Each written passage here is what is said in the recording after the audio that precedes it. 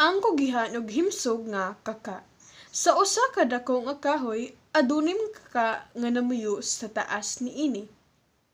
Adunay usa ka kaka nga naila nga usa ka kugihan ug himsog nga pagkakaka.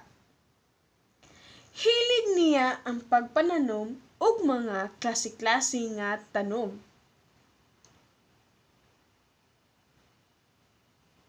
Ug sa usa ka adlaw ni ana, si kaka nananom og mga tanom nga sama sa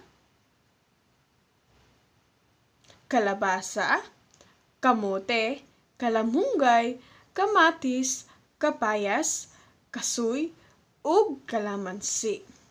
Kada adlaw iya kining gibubuan.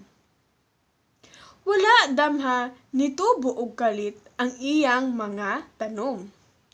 Paglili niya sa punuan niini adunay mga dagko nga mga bunga.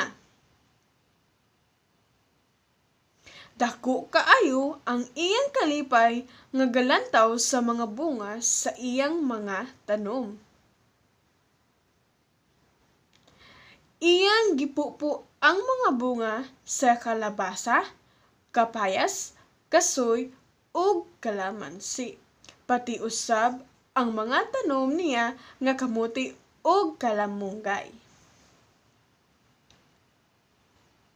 Gikaon nila kini kuyog ang iyang tibuok banay.